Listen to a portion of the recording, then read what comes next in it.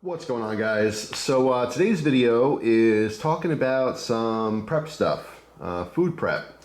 Now this is, I mean, it's been a long time since I made a video like on prepping. But I mean, and there's so much information out there on this stuff, and most of it's kind of common sense, but I kind of just want to share this. Went to the grocery store, got some more canned goods, specifically tuna fish, shrimp, and crab, to stock away for the food preps. Now, what are food preps? The idea behind it, very simply, is to make sure you have shelf-stable food that you have access to at any given time. So if for some reason tomorrow, every grocery store in America, every single place you could possibly go to buy food disappears. Something big happens. I mean, a lot of us experienced this in the beginning of the, you know what, 19. You can't even say it in a video anymore, right? Because they're scanning for stuff like that. It's absolutely crazy. Anyway, just having a little problem with the limited free speech here. But anyway, when that was happening, the big one, you know, I remember going to the grocery store and there was nothing there except for like a can of dried beef and clam juice. You know what I'm saying? So it's one of those things where now everyone watching this video, you've lived through a time period where people panicked and there were problems. You know what I'm saying? There's just problems. Under normal circumstances, there's always food available. But what if there's no food? So it's a simple thing, right? Now, the biggest tip I can give, if you're looking for tips, is buy food you normally eat. I can't tell you how many people I've talked to, like, yeah, I have 5,000 pounds of rice. Oh, you like rice? I don't normally eat rice, but you know, it's good to save. You're going to be miserable. Think about it. In the worst possible situation in your life, you're going to be eating food you don't like. Stupid. It's just dumb. So buy stuff you're actually going to eat. Now, I have to admit, I've definitely purchased some things for food preparation that I normally don't consume. Like I've gotten like turkey in a can, and chicken in a can, and beef in a can. Clearly, I prefer to have all those proteins fresh. I don't normally eat them out of a can. It's important that if you are doing things like that, that you at least try it. And having tried those things, okay, it's fine, it's palatable. I realize in an emergency situation that I'd rather have access to that and the variety of those foods than to not have it at all because I didn't prepare for that. You know what I'm saying? So a lot of people think about like rice and beans and things like that, but having meats, you know, if you have the accessibility to hunt, that's fantastic. Not everyone does. Plenty of cities out there, plenty of people who live in the country who don't know how to hunt. They don't have the equipment to hunt. They don't have the interest or the knowledge or the experience. So if you're a meat eater, store away some meats, whatever your preferred method would be. And then obviously, you know, getting skills like preserving, like let's say you do hunt. Obviously you want to know how to like make beef jerky and things so you can extend the shelf life of that particular meat. So anyway, long story short, I mean, I'm not really telling anyone anything new. You guys know about this stuff. I just kind of passing on something that I do. What I'll do is when I go grocery shopping, I'll get a couple extra things. So it's not like such a big, like you can go to the store and spend $200 on canned goods, right? But that's a lot. It's expensive. It seems like more of a big deal to go out and specifically buy, you know, 80 pounds of canned food than to just under normal circumstances at the grocery store spend an extra 15 bucks, spend an extra $10, spend an extra $1.50, whatever it happens to be. You, like everything else, you slowly grow your stockpile. People do this with ammunition, they do this with guns, they do this with other things like flashlights and tape and rope and whatever you think you're gonna need in a bad situation, right? Candles. People don't necessarily go out and buy, you know, 50 candles at once, but you buy an extra candle here and there, and then all of a sudden the power goes out. Guess what? You got a lot of candles to burn. So it's the mindset. However, I don't take it to an extreme. I don't have a year's, you know, supply of food. It's not practical for me. I can't afford to buy that much food or to constantly rotate through that much food because the idea here is that I'm storing this food, but as it gets closer to its expiration date, I have to eat it. I'm not just gonna go, oh, this expired and throw it out. Now, technically, anything in a can never expires. However, that's if they're totally sealed. If they get dented, they start to rust, they lose their seal, then the food will go bad inside. But theoretically, one can of tuna here, or a can of anything, if it stays sealed, you'll be able to eat it 60 years from now. The problem is that after it gets past its prime, not only does the flavor change, and it can taste less good to you, it can actually taste funky. It's edible, but you won't enjoy eating it, but more so the texture changes. So something like tuna fish, yeah, maybe 50 years from now I can eat this, but it's going to taste a little bit off, and it's probably going to be mush. And that's not very palatable to most people. So edible, yes, but if you eat that and then you throw up, now you've made the situation worse. You've lost a bunch of water from eating disgusting food, even though it's edible. It's not going to make you sick, but inherently you get sick from the taste or the texture or whatever it happens to be. Some people are very sensitive to textures and tastes in food. So just something to think about. The idea, it's not so much the thought of, let me just store a bunch of food and do nothing with it. The idea behind it is like our maybe parents, maybe grandparents, maybe great-grandparents, but they always had a stocked pantry, right? There was always just a month worth of food for everyone, or 2 months, or 6 months, whatever it happened to be. But they rotated through it, you know what I'm saying? If you eat a lot of tuna fish, you buy a lot of tuna fish, right? And you store it and you date it and everything, and as it gets closer to dates, you take that tuna fish, okay, this is getting, a little bit past its prime, and eat it. And then next time you're at the grocery store, you replace it with a new one and you put it on the bottom of the pile, right? And you just keep rotating through. Oh, old tuna, let me eat that. Old tuna, let me eat that. Let me buy a new can. Okay, that goes on the bottom of the pile. So that's the whole idea behind it, is that you're actually consuming these foods. You're not wasting money. None of this is a waste of money, okay? Because this is stuff that you still use in your daily life. So when you buy these cans, now that they have dates on them, obviously goodbye dates. This one's good till December 4th, 2024. And I can see that date, but I always take a Sharpie and I write the year large. So like every 6 months or so, I can just have a quick reference. I can look through the stockpile and go, okay, yeah, these are all still good, 2024, all right, cool.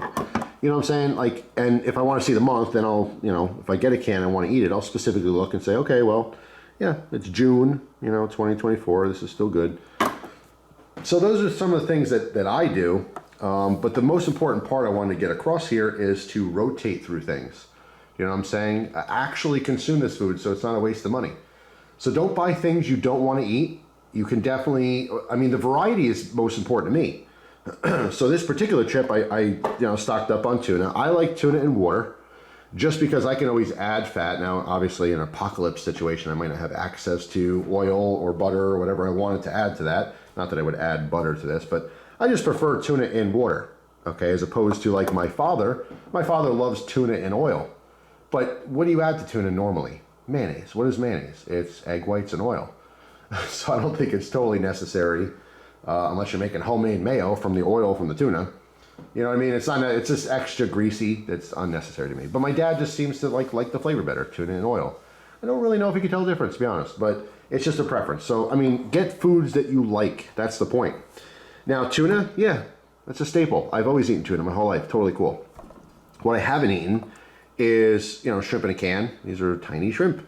I've made plenty of crab cakes, but I don't do it very often. But I get canned crab meat. That's totally normal. But I do have some things, like I said, that I don't normally have in my diet, especially prepared meals. Like as a kid, I loved SpaghettiOs and meatballs in a can. Chef Boyardee. It's actually, I think it's Chef Boyardee is how you pronounce it, but we always say Chef Boyardee. Spaghetti meatballs, SpaghettiOs, spaghetti noodles, whatever, any combination of that. The raviolis are okay, it's whatever. But like specifically SpaghettiOs with the meatballs. If I get it without the meatballs, for some reason, it's nowhere near as good. I know it's super processed and horrible for you and probably loaded with salt and all kinds of crap. But, and also I would eat it directly out of the can. I hated it cold, I hated it hot. It would literally be spaghetti meatballs, pop the top, after school, just down a can for lunch, go hang out with my friends. Yeah, so as an adult, I still like that, but I haven't eaten that in years because it's just not good for you, and I'd rather just have other food. But that's something that I bought cans of because I know I like it. Do you know what I'm saying? Those are foods I know I like. But something to really consider too, okay, it's the apocalypse now. So having foods that are like really salty might not be good. It raises your blood pressure. So there are other factors to consider there too. Maybe your specific health needs, But the ultimate point is get food you're gonna like. You know what I'm saying? Don't just buy 50 cans of green beans if you and your family don't like green beans. You know what I'm saying? I do like a variety. So the biggest thing I focus on is variety, and I actually have a very specific list of everything I have, so at any given time I can see what food's available to me. As far as canned stuff, I do, get plenty of canned vegetables. I get canned fruits. I get canned meats. I get canned seafood, like you're seeing here. And I do canned meals. Now, by canned meals, I mean like prepared soups, the SpaghettiOs and meatballs, raviolis, things like that. A lot of times that's really what it is. But you could get things like beef stew, chicken and dumplings, so the actual meal that you're good to go. You could literally just pop the top and just eat it, as opposed to maybe just straight tuna is kind of like, plain to you. You'd have to add something to it.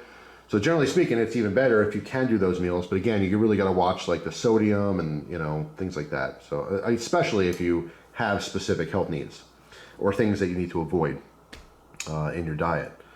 So yeah, just kind of want to share. It's been a really long time since I talked about prepping stuff. I do very much still prep. I don't have a bunker. I don't prep enough to be on TV for the world to laugh at me. Although I have to say all those people are laughing at everyone else when things go down. So yeah, I mean, like doomsday preppers and stuff, they might come across as a little crazy, and you could take anything good and make an extreme of it. But generally speaking, it's just good to be prepared. It makes you feel good. The idea is to do this and never ever need it. You know what I'm saying? Some people will say like, well, nothing bad's going to happen. It's going to be a waste of money. It's never a waste of money. When you put your head on that pillow at night and you lay there and you think about your life and, if something really bad happens tomorrow, you're good to go. That is a heck of a feeling. I get that feeling very often because I do different things to try to prepare for bad situations, because you could prepare and never use it. It's still not money and time wasted to me. Because if you did need it, it's there. And that, like I said, that feeling alone, the feeling of security is amazing, especially now as a husband. When I was single, I thought a little bit different, like, I'll just figure it out, But as a husband, and of course, a lot of you guys watching, as parents, you have kids, you have families, you feel like you have to provide, you feel like you have to take care of other people. Their lives are your responsibility. That's how you feel when you're a husband or a wife or again, a parent or something. So at the end of the day, the whole purpose behind this stuff is for not only convenience, because when you always have food in the house, let's say something as simple as a snowstorm. Uh-oh, I can't go to the grocery store. I'm stuck in the house for 2 or 3 days. Okay, well, we got food. That's fine. We got water. You know what I mean? It's peace of mind. But if something major did happen, I can very comfortably just chill at the house with Christina for, 3 to 6 months. And that's with no power. Our water situation is fantastic where I happen to live. We have probably 6 to 7 ponds or lakes locally we can walk to, or ride a bicycle to in some cases that are a little bit further. I have plenty of water filtration, options. Even without power, I still get running water in my house, which is fantastic.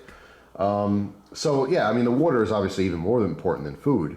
But once you're squared away with water, having at least some supply of food, you don't have to stock up for 3 years. God forbid, I wouldn't want to sit home for 3 years and just eat canned food. The idea is to get society back to normal. But in the meantime, that space in between, something bad happened, and okay, we're good to go, that space is what you're preparing for. That space is different to people. Sometimes people think that's a year's worth of food. Some people think it's a week's worth of food. In normal society, yeah, bad things can happen, and usually you're good to go in a week or two. You know what I'm saying? They figure things out. Even like nationwide blackouts and stuff, they don't last months and months and months. But it's just peace of mind. That's what this is all for. It makes me feel good. Like having money in the bank, having your bills paid, having some food on hand, having some ammo, some guns. These are things that just make you feel a little safer. Like, you know what? We're okay for a little while anyway if something bad happens. So yeah, I just kind of wanted to share that with you guys. So I'm curious to hear what you do for food. But like I said, I don't go crazy. I try to do practical things, things that just cost a little bit of money here and there. I don't purposely go out and spend a ton of money on stuff like this, but when I'm out and about doing our shopping, pick up a couple extra cans of stuff, maybe another case of ramen, super cheap things that you can just kind of stack away for a rainy day. And you hope you never use it, but you're glad you have it there just in case. So let me know down in the comment section. Do you guys do prepping? Is it light prepping? Is it super heavy prepping? Are you working on a bunker? You know what I'm saying? Do you have enough, supplies for an army? Most of us don't. Not only do we can't afford it, but it's just not practical. You know what I'm saying? Space is always limited. I live in a very small house. My house is like 800 square feet. So, I don't have a bunch of places to put stuff. But I get creative with that kind of stuff. I also leave a lot of prep stuff at different locations. Every one of my family members' houses has stuff like this, you know? Even when I talk about guns and gear and stuff, I don't just have it here. I don't know where I'm gonna go in a bad situation. If I go to a different location, I have you know, a lot of my stuff over there, so I don't have to worry about traveling with it. You know, some people have all this great stuff at their home and, like, you know, a little car, and if something goes bad and you got a boogie, you couldn't possibly bring all the stuff that you've prepped. It's just gonna sit home in an empty house for someone else to discover and enjoy. You know what I'm saying? So that's another idea too. If you have different locations, if you have different family members' houses that you may congregate towards, if something bad happens, split up your preps. You know, if you own 3 guns and you have 3 different houses you may go, maybe you just want to have 1 gun in each house. You know, split up your ammo, split up your food, split up your water, split up all your supplies. Because you never really know what's going to happen. Some people just plan on bunkering home the whole time, but who knows? You might have to be mobile. You might just have to get out of a bad situation. It really just depends on where you live and what's going on. But these are all things I think about. You know, I spread my stuff out just in case. I don't have to try to, you know, bring it all with me because it's impossible. It's not practical. Anyway, it's kind of hard to rate how prepared I am. If, let's say, number 1 out of 10 would be like, yeah, I got a pack of ramen in the closet. And number 10 would be like, yeah, I put $1 million into a bunker that's good for like 5 years, okay, for a nuclear attack. I'm probably at like maybe a 3 or 4, you know, but it makes me feel comfortable. It definitely gives me enough assurance to not worry so much, because stress is the #1 killer, right?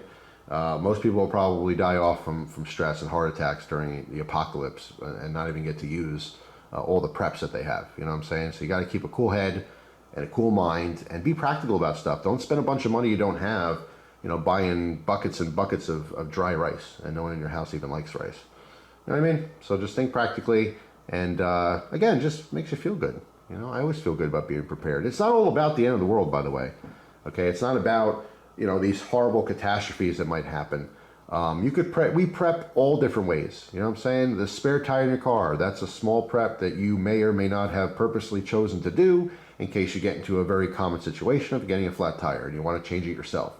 You know, society is set up so that we rely on other people every single day. But you have to imagine if those people aren't there, what do you do? That's the whole idea, the whole concept behind prepping. We don't have to have, you know, an apocalypse for people to realize that we don't live like we used to. 50 years ago, 100 years ago, 200 years ago, people did not rely on other people as much as we do now. We rely on technology and computers and strangers every day of our life. And if that disappeared, most of us would be screwed. So that the concept behind this whole thing is being a little bit more self-reliant. That's all it is. It's really simple. And it makes me feel good. That's why I do it. So that's all. Hopefully you guys have a fantastic day. And I will see you tomorrow with a brand new video. Take care.